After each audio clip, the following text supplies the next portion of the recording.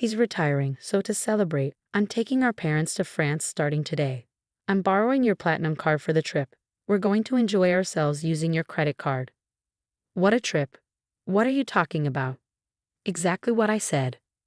No, I don't understand what you mean by exactly what I said. Please explain. We need to hurry. I understand. We'll leave soon. Sorry, I have to go now.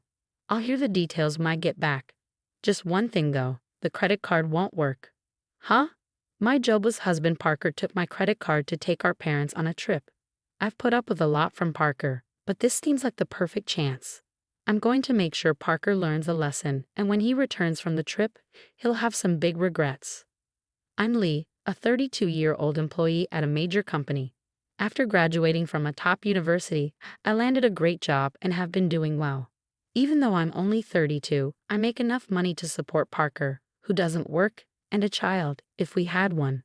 But that's just a possibility. We've been married for 2 years and don't have kids yet, though we're thinking about it. Despite having a good job and income, I'm not happy with my newly life. The part about having a child is just an idea, but Parker not working is real. I'm not hungry for dinner because I had snacks. That's fine, but what about your job search? I didn't go for an interview today. I just stayed home looking at job websites. Parker quit his job a year ago and has been looking for work since then. Actually, he's been doing part-time jobs but doesn't keep them for long. He starts a job, quits shortly after, relaxes for a while, then looks for another part-time job. You're looking at part-time jobs again, aren't you? I'm looking at both full-time and part-time.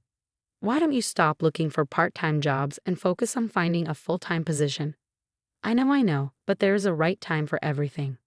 I wish Parker would find a steady job, but there's a reason he can't be pushed too hard. He quit his last job because of a conflict over work policies with his boss. That boss was notoriously difficult. Parker stood up to him as the office representative with his colleagues' support, but when the conflict escalated, his colleagues sided with the boss, not Parker. As a result, Parker lost his boss's approval, felt betrayed by his colleagues, and found it hard to stay, so he left the company. Parker, dinner's ready. Can you bring it here? After quitting his job, Parker became withdrawn, staying in his room. After about 2 weeks, he began to come out and help with household chores. I'll do the dishes. Really? Thanks. Then it's all yours. Yeah, I've got plenty of time. Parker joked, but his smile didn't seem genuine. Yet, another 2 weeks later, he started looking for a new job. I have an interview today. Is it your top choice? Yeah, I'm going to nail this one and make a fresh start. I'm rooting for you. Do your best. A month after quitting his job, Parker started looking for work more seriously. But even after another month, he couldn't find a job. Why do they keep rejecting me? It's all because of my last company. Don't lose heart. You'll find something good. Of course I'm frustrated. I didn't do anything wrong. Parker may not be completely blameless, but what happened at his previous job wasn't entirely his fault either. However, quitting due to interpersonal issues doesn't impress potential employers. It feels like nothing I do is right anymore. That's not true. You have an interview tomorrow. Let's update your resume. It's pointless. I'm not going to that interview. Repeated rejections took a toll on Parker, and eventually he became defiant. One day, I returned home to find torn-up resumes scattered on the living room floor, knowing his interview hadn't gone well. Carefully choosing my words, I said, "Can you throw that trash in the bin? I'm done." Done with what? Job hunting. We can manage on Layla's income, right? I don't need to work. It was true, we could get by on my salary alone. Some people choose not to work and excel as full-time homemakers, but that wasn't Parker's situation. He seemed to be avoiding reality. Understanding his reluctance after his rough experience at his last job and the fruitless job search, I decided to be patient with him for a while. Parker, you still haven't found a job. What's your plan? I've worked hard in the past. This is just a long break. I'm not just sitting around, I'm preparing for the future. That's good to hear. Living near my in-laws, Parker's mom, Layla, and dad, Nicholas, started visiting us more after he quit his job. They were probably worried about him. When they heard Parker was preparing for his next job, they seemed relieved, but that was far from the truth. The beer's running out today. Can you grab some on your way home? It's running out again? You drink too much? Try to cut back a bit. Fine, I won't ask again. I'll get it myself. Parker wasn't studying or job hunting. He spent his days watching TV and drinking beer. He probably didn't want others to know he was unemployed. I decided not to tell my in-laws the truth to spare Parker's feelings, even though he hadn't looked for a job in over 3 months. Finally, I decided to bring it up. Parker, maybe it's time to start job hunting again. You seem more settled now. What? It's only been 6 months since my last job. You want me to work again after what happened? I just think the break has been quite long. Stop nagging. You can't understand my feelings when your job is going well. I have my own struggles, you know. Everyone faces work problems and relationship issues. We can work through this together. I understand. I'll start looking for a job, okay? Parker walked out during our conversation. My words seemed to have hurt him, but his agreement to job hunt felt like progress. I planned to apologize when he felt better. I got a job because you pushed me. That's great. Where? At a nearby supermarket. So you'll need to learn and work hard, right? It's just part-time. No need to work too hard. Part-time or not, any job is important. Do you have a problem with that? I wanted to say more to Parker, but I decided to see how even a small step like this could help him recover. I chose to wait and observe. I'm home. Parker, you're back. How's the job at the pub? I quit the supermarket part-time. Why? It hasn't been that long.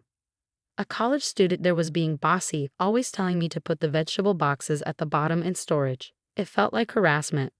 That student was probably just showing Parker how to do the job. In any workplace, even a college student might be more experienced. Parker kept finding and quitting jobs, unable to stick with any. So Parker hasn't been able to keep a job for long, and it's already been a year. Parker, what job are you doing now? I'm working part-time at a pub.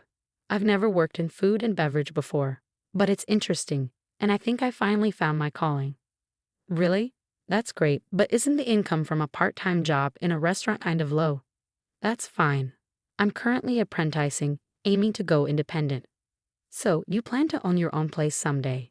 Exactly. The income's small now, but I'm working hard towards my goal. Then take this. Treat yourself to something nice for once. Parker still puts on a good show in front of his parents, but as always, it's all lies. He quit the pub job 3 days after this conversation, deceiving everyone and even taking allowance from his parents. This time, I couldn't help but feel disappointed in my husband, so I decided to be firmer than before. Hey, Parker. Later, please. I'm at a good part in the movie. You can pause it. I grabbed the remote control from the table, paused the movie, and started a conversation. It's frustrating when you pause at the best part. What is it? Parker, you're 35 now, right? That's prime working age. Don't you think about the future?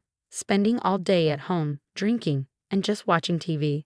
The future? There are plenty of 35-year-olds not working. Many people enjoy life without a job. True, work isn't everything, but those people have something else they're dedicated to. Do you have something like that? Yeah. I know you're upset about me not working. I'll look for another part-time job. Parker seems set on only working part-time. Considering his reasons for leaving his job and his struggles with job hunting, I've been careful not to upset him. But it's time for Parker to get back on track. I need to be firmer. One day at work, I received a text from Parker. Dad's retiring, so we're going to France to celebrate starting today. I'm borrowing your platinum card. We're going to enjoy ourselves on your credit card. I panicked and called him immediately. What do you mean, a trip? Just what I said. I don't understand. Just what I said. Please explain. There are so many things wrong here.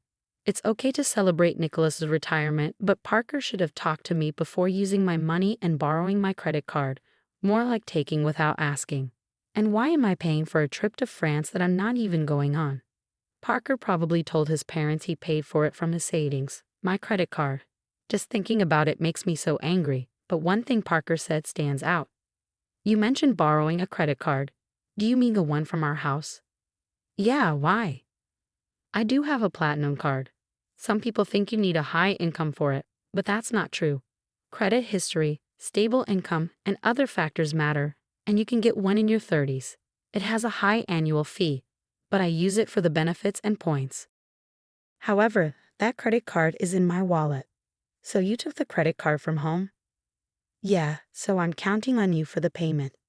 Parker, excited about his trip to France, spoke to me in a challenging tone. I've been patient with Parker for a long time, but now it seems like the right moment to take action. Parker thinks he's smart for taking my credit card and acting cheerful about it, but he's about to realize otherwise. What are you waiting for? We need to leave. Got it. Sorry, I have to go now. I'll hear the details when I get back. Just one more thing. That credit card you took won't work. What? That can't be right. It's under Lila's name, and it expires this month. It's close, but it shouldn't be an issue. You're lying, right, Lila? You're lying to stop me from using the card, aren't you? That's such an obvious lie. Yes, it does expire this month. That's why I've already received a new credit card. What does that mean? So I have two credit cards to use now. Sometimes, when a new card is activated, the old one stops working. I've already started using the new card, so the one you took won't work. What? Are you kidding me? You think I'm lying. If you don't believe me, I can send you the URL to the credit card website, or you can just try using the card. It would be funny to see you try to pay with a card that doesn't work. This credit card really won't work. Hey, hurry up. I hear his parents calling him in the background, but Parker, realizing the credit card won't work, seems too flustered to respond to them. What should I do? I told them I pay for everything except the round-trip travel. Oh, they covered the flight? Yes, Dad felt bad about covering all the trip costs. What should I do? I'm about to take a cab, and I don't even have money for that. That's not my problem. You said you would pay for everything except the flight. Using my credit card in the first place was wrong. You should pay with your own money. How can I? I don't have any money right now, Parker. You haven't been taking work seriously. It's your fault for trying to impress, taking your parents on a trip without any money. I'm at work, so I have to hang up now. I just wanted to tell you about the credit card. Wait. I hung up and returned to work. Parker, unable to pay for even the cab, would have to come clean with his parents. That evening, after I finished work, I received a call from my Leila. I heard from Parker. He tried to use your credit card and lied about working. I'm sorry for the trouble. No, don't apologize, my Leila. I'm sorry for the inconvenience with the credit card. Are you okay with the money? We'll cover the cost of this trip when we return. I'll make sure Parker apologizes and starts looking for a job immediately. I'm sorry, my Leila, but I'm considering divorcing Parker. Divorce? Because of this? It's part of it, but Parker has been taking money from me for a while. What? I stopped giving Parker money to limit his drinking. He got a part-time job and started buying his own alcohol. But his part-time salary wouldn't cover daily drinking. Parker was taking money from my wallet to buy alcohol. He repeatedly took amounts ranging from $4 to $40. Over a year, the total became significant. I hadn't been tough on Parker, hoping he would change, but when he took my credit card for his trip, it wasn't just about $42 anymore. This increase in what he took made me believe he had no intention of changing. I understand. Should I inform Parker about the divorce? Could you just tell him I want a divorce? We'll discuss the rest when he gets home. About an hour later, the next morning after my conversation with my Leila, Parker called. He must have learned about the divorce from my Leila, though I had asked her to wait until he returned to discuss it. Feeling drained, I chose not to answer his call. When I returned home from work that evening, I found Parker already there. He had cut his trip short. I'll start working seriously now. Please don't leave me, he pleaded as soon as I entered the living room. Seeing Parker, he'd immediately apologized. His remorse seemed genuine, but it came too late. He had a whole year to change, yet he was asking for another chance now. Despite my repeated warnings, he had wasted every opportunity. I'm not going to give Parker another chance because he gave up on me. My decision is final. Can you leave? Please don't say that. If you won't leave, should I move out? Only if you can afford the rent here. Parker fell silent. He didn't even have the money for next month's rent, let alone any income. My words and the reality of the impending divorce seemed to sink in for him. With nothing to take, Parker appeared to leave the house, likely heading to his parents' place. I briefly considered asking if he had money for transportation, but Parker isn't a child. He should handle his own affairs. Sadly, I watched him go. After leaving our house, Parker went to his parents' home. Later, I received a call from my Layla. They allowed Parker to stay for one night but asked him to leave the next day. They were concerned he might become too dependent on them if he stayed longer. It must have been tough for them as parents to make this decision, but they felt it was necessary for Parker's sake. Cast out by his parents, Parker returned to our house, pleading with me.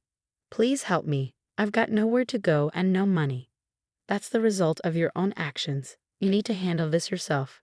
Everyone faces difficulties, and while it's okay to seek help sometimes, all you've done in the past year is neglect your responsibilities and do as you please. I didn't allow Parker into the house and turned him away from the doorstep. The divorce eventually went through. Parker was hesitant, but with his parents' support, it happened faster than expected. I'm not sure what happened to Parker afterward, but he's likely still moving from job to job and making excuses. I thought I would feel lonely without Parker, but I didn't. His attitude had been stressful, and I was always careful not to upset him. No longer needing to accommodate him, I've been living more comfortably. Unconsciously, our life together was a burden. I'm relieved I didn't let myself get dragged down with him. Now, I can live without having to cater to anyone else.